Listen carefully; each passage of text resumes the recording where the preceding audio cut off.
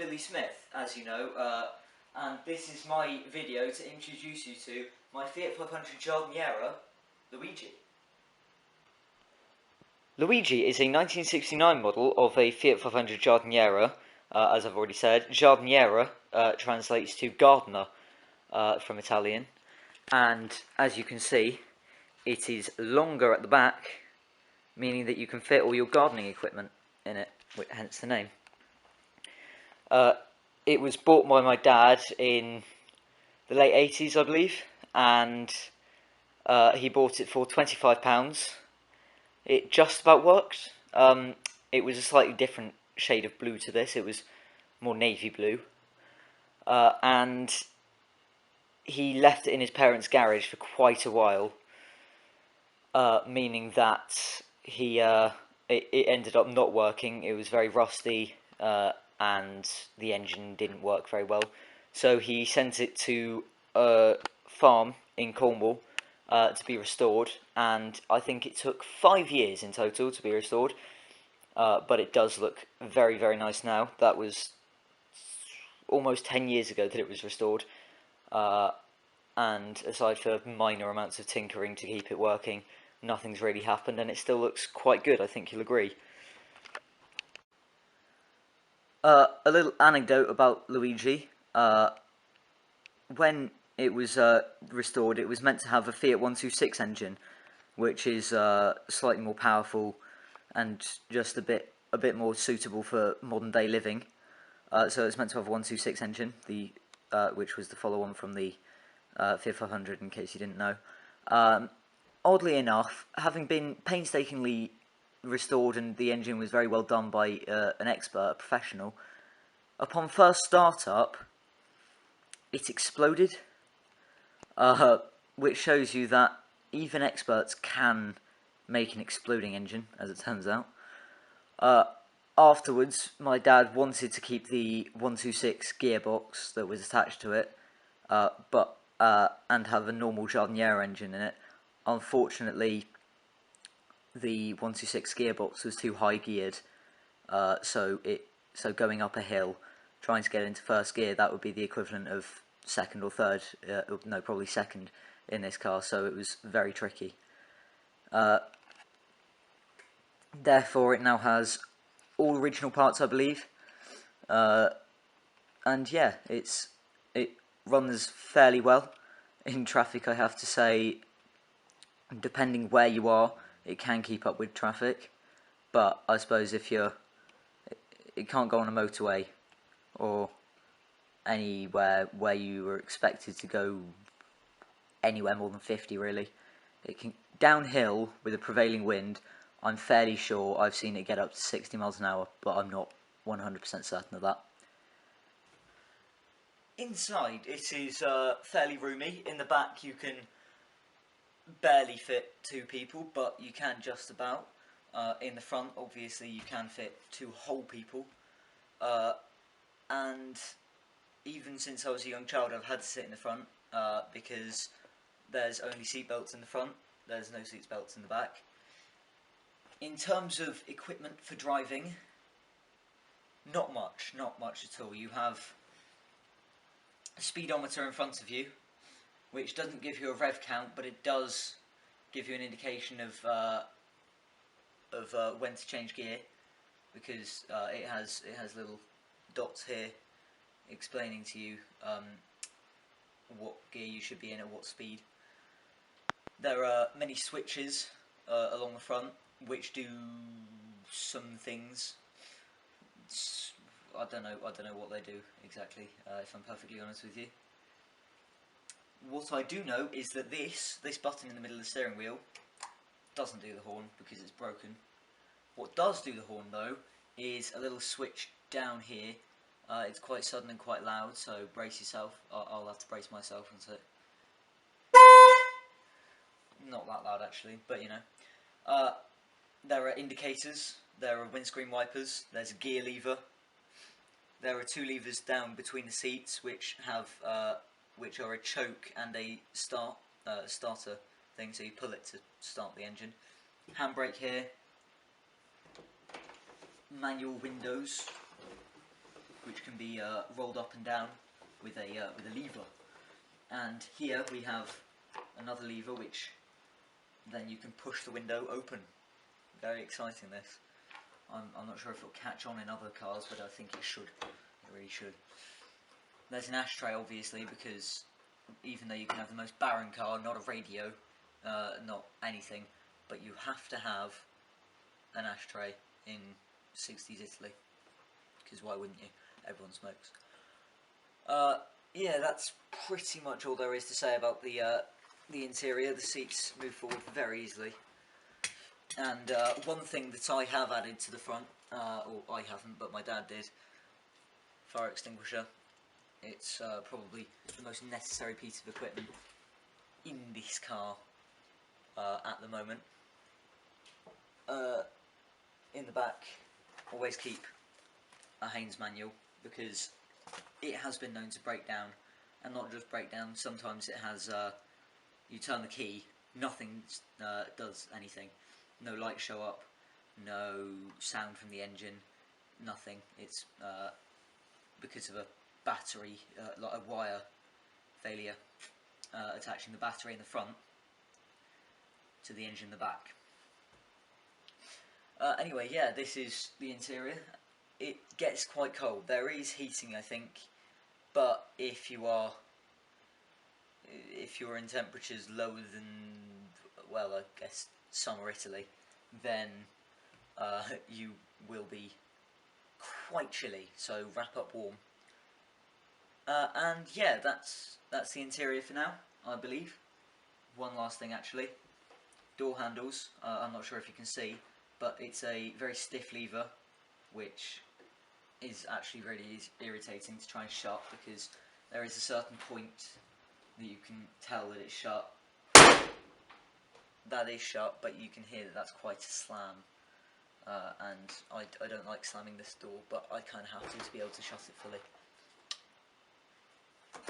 Sun visor with a mirror on that side.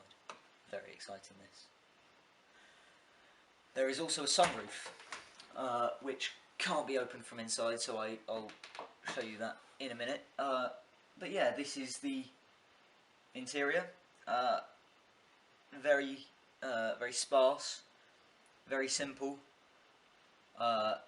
Big steering wheel, accelerate. There you go. That's all you really need to do. By accelerate, I mean slowly move forward, not fast acceleration. And I promised you I would show you the sunroof. Here it is, very quickly. It's a full-length sunroof. Technically, I think that there are lots of poles in between. Oh dear, that's fallen, and that's not how it's meant to open, but you get the general idea. It's very simple, full length, lots of sun in. If you have long hair, then you probably will need to tie it back, because it will go all over the place if you don't, because as you can tell, it's going to be breezy. Yeah, that's the sunroof. Nothing particularly special about it. Under the front bonnet there is not an engine. I'm just going to quickly undo this latch. Dear. No, not as easy as I thought. Okay. It's quite a hard lever to push back here under the bonnet. Just here, yeah. Very well. Not as much room as you might hope in here, actually. Because there's the petrol tank takes up most of it. Oddly enough, Fiat decided to put the petrol tank there, directly next to the battery. Probably not the best move, seeing as the first thing you'll hit is the battery, then it'll go back and explode into the petrol tank, which is directly in front of where you will be sat. There is not much thought put into that design, I feel. And in terms of the full boot, if you want, trunk, it's also not very well designed, because it's taken up fully by a wheel, pretty much. a wheel, a toolbox, and some bags for shopping have fully taken up this boot. Luckily, there is another round the back. Here is the boot. It's actually rather spacious for the size of the car, and it's not particularly... Okay, well, I can't do it right now, but you fold this seat down, and you have a very long bench, which has been proven to fit a lawnmower, so it is a gardener's car. We have put our lawnmower in there when it needed to be fixed, and it did impede the speed somewhat, but it just shows that it is a very practical car. Opening door, normal doors way. Sorry, I had a bit of a brain fart there. But still, it does open. The only problem is, if you're in a car park and you wanted to put something in, you don't have much room, do you? It kind of opens straight into a wall. Bad mark for Fiat there, but I suppose it's just about alright in this. It works fine. And under here is the engine. Just above this extraordinarily flimsy looking bumper, I have to be honest with that, it doesn't look too good, we have the engine. It is sideways, so the spark plugs do attach to where those green wires are, as you can see. So it is 2-cylinder, and it produces 18 whole horsepowers, which will explain to you the lack of performance I was talking about earlier. It's fairly simple. The gearbox goes basically through the middle of the car, and it does drive the rear. It is rear-wheel drive. The battery and petrol come from the front and drive the car. I'm running out of things to say at the moment. Air filter there, which is there. If I'm perfectly honest with you, not much else to say. It's a small engine. Oh yes, 500cc, or 499 if you want to be pedantic. Hence the name 500, it's named after the amount of cc. Ever so slightly bigger than the standard 500 engine, which would be 479cc. So, ever so slightly more powerful. Probably not enough to make up for the extra weight that this adds on. Styling has been done based around the engine, as you can see. There is a vent for the air to go through. Anyway, here we go, engine. Fairly recently it did have to be not entirely rebuilt, but there had to be a fairly expensive and substantial repair because of low compression, which was quite painful. But if I'm honest, I don't think that we're not really going to let this car die, because it has quite a lot of sentimental value. Yeah, that's basically the engine for you. I don't think there's much else to say about the engine or the car in general. Aside from, here we have a wheel.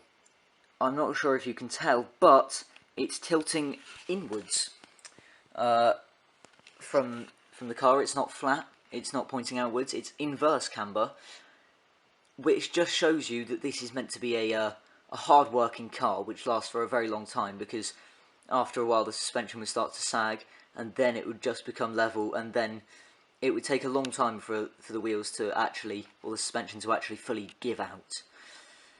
Good mark for Fiat there. Anyway, I believe that is the entirety of the car. If you have any questions, please do feel free to ask them in the comments. And yeah, wait. I've just remembered something which you may not have noticed so far. It has suicide doors. Suicide doors. Absolutely the best kind of door there is for a car. No doubt about it. And that is everything to do with the car, I think. Thank you very much for watching. And I suppose I'll see you next time. If you tune in. I'm starting to sound like Top Gear now. Anyway, thank you very much for watching. See you next time. Good night.